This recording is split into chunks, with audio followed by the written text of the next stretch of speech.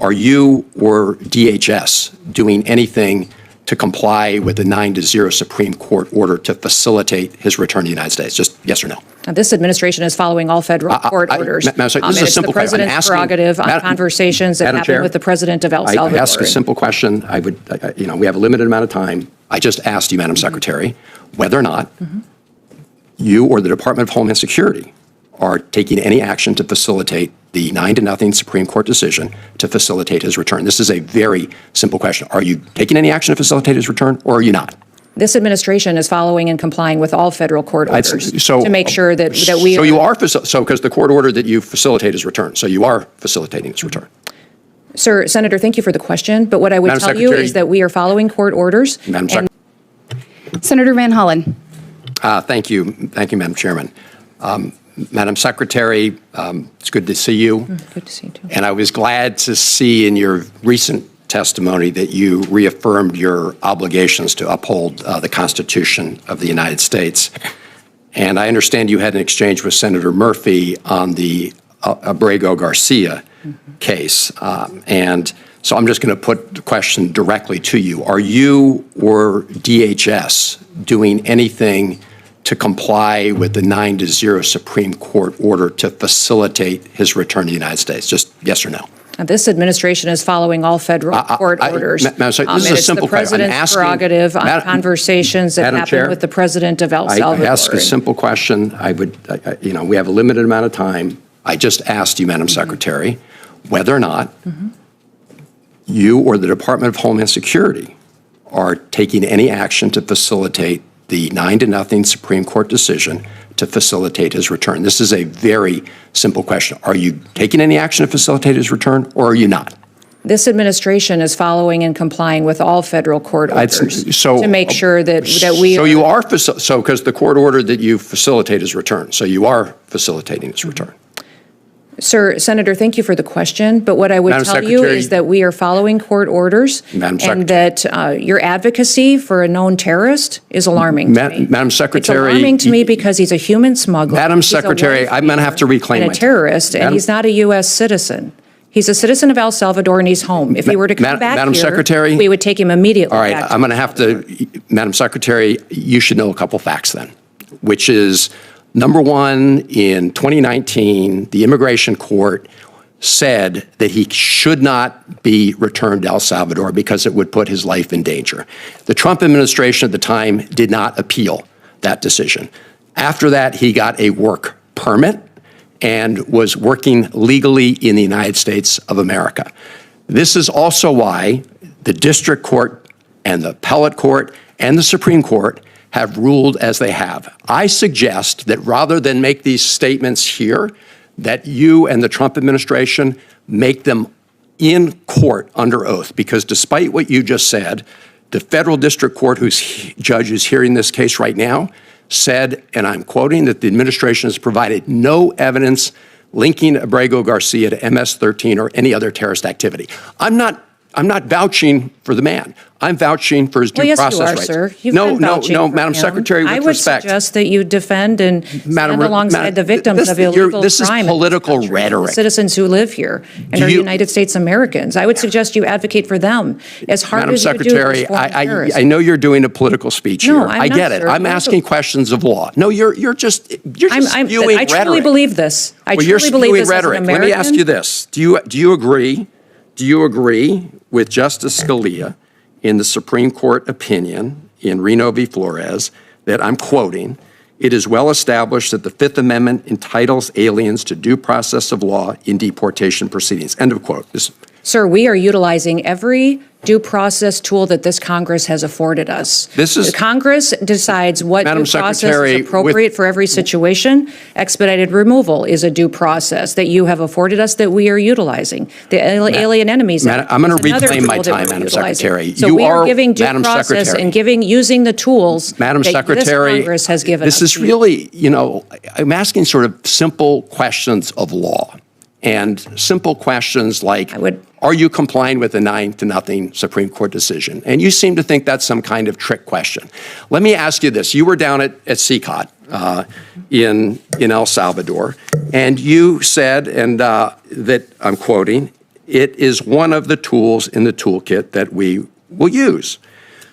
And it's well known that the Trump administration is paying the government of El Salvador to keep these individuals, including those who the U.S. courts have determined were illegally taken out of the country in violation of their due process rights. Have you seen the grant document between the United States and the government of El Salvador with respect to the CCOT?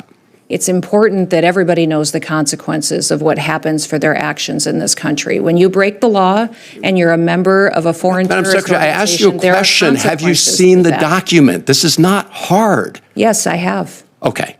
And what are the provisions of the doc? So do you know what entities in El Salvador are receiving the funds? I'm sure you can see this document as well and have looked at it for evaluation. I'm glad you raised that, Madam Secretary, because I sent you a letter along with many of my colleagues here on April 8th asking for, among other things, that document. Will you respond to the letter that we sent? I will respond to your letter. Thank you. Can I get some sense of when?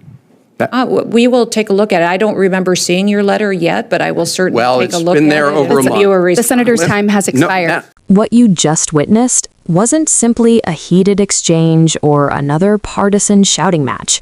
It was a rare moment where the mechanics of American constitutional law were exposed in real time, and most people miss what actually made this so explosive. Senator Chris Van Hollen didn't walk into this hearing to defend Kilmar Abrego Garcia as a person. In fact, he explicitly said the opposite. What he was defending was something far bigger and far more fragile: the idea that the government is bound by court orders, even when it doesn't like the outcome. The reason this confrontation mattered starts with one detail that cannot be overstated. The Supreme Court ruling in this case was 9-0. That means every justice, liberal, conservative, Trump-appointed, Obama-appointed, agreed. There was no ideological split, no gray area. The court ordered the administration to facilitate Abrego Garcia's return because his removal violated due process. That word, facilitate, is where the entire clash lives. Van Hollen wasn't asking whether DHS agreed with the ruling. He wasn't asking whether they liked it. He asked whether they were taking any concrete action to comply with it. And that's why the Secretary's repeated answer, "We are following all federal court orders," wasn't actually an answer at all. In law, compliance isn't about rhetoric, it's about conduct. Courts don't issue opinions for press releases. They issue orders expecting behavior to change. When Secretary Nielsen accused Van Hollen of advocating for a terrorist, the conversation shifted from legal compliance to political framing, and that shift was deliberate. Labeling someone a terrorist instantly changes how the public reacts. It short-circuits nuance. It creates moral panic. And most importantly, it distracts from the central question: did the government violate due process? Here's what most viewers were never told in the clip. In 2019, an immigration judge ruled that Abrego Garcia could not be returned to El Salvador because it would place his life in danger. That ruling wasn't overturned. It wasn't appealed by the Trump administration. It stood. Based on that ruling, he received a work permit and lived legally in the United States. That matters because it establishes lawful presence under U.S. immigration law, something the rhetoric in the hearing deliberately obscured. Even more critical is what the federal courts have already said. The district court overseeing this case stated clearly that the administration provided no evidence linking Abrego Garcia to MS-13 or any other terrorist organization. That's not a talking point. That's a judicial finding. So when Van Hollen said, "I'm not vouching for the man, I'm vouching for his due process," he was drawing a line most Americans don't realize exists. Due process does not require innocence. It does not require likability. It does not require citizenship. It requires that the government follow the rules it is bound by. This is where Justice Scalia enters the conversation and why that moment was so devastating. Scalia, a conservative icon, wrote that the Fifth Amendment entitles even non-citizens to due process in deportation proceedings. That principle isn't progressive or conservative. It's foundational. The danger Van Hollen was exposing is simple but profound. If the government can ignore court orders by branding someone dangerous without evidence, then constitutional rights become become conditional, and once rights are conditional, they aren't rights anymore. The exchange over El Salvador's Secot prison took this even further. The U.S. government is paying a foreign government to detain individuals, including some removed in violation of U.S. court rulings. That creates a legal gray zone where accountability becomes harder, transparency disappears, and constitutional protections weaken. When Van Hollen asked for documents, funding agreements, and timelines, he wasn't grandstanding, he was doing what oversight is supposed to do, force power into daylight. And notice how the hearing ended, not with an answer, but with time expiring. That's often how uncomfortable constitutional questions die in Washington. Not disproven, not resolved, just cut off. The real lesson here isn't about one man or one hearing. It's about whether court orders still matter when they're inconvenient, whether due process survives political pressure, and whether law and order means anything if the law itself can be selectively ignored. If the government can bypass due process today for someone unpopular, it establishes a precedent it can use tomorrow against anyone else. That's why this exchange mattered, and why it should worry anyone who believes rights exist to restrain power, not reward it. If you want more breakdowns that go beyond the headlines and actually explain what's happening inside these hearings, like this video, subscribe, and share it with someone who thinks this was just politics. It wasn't.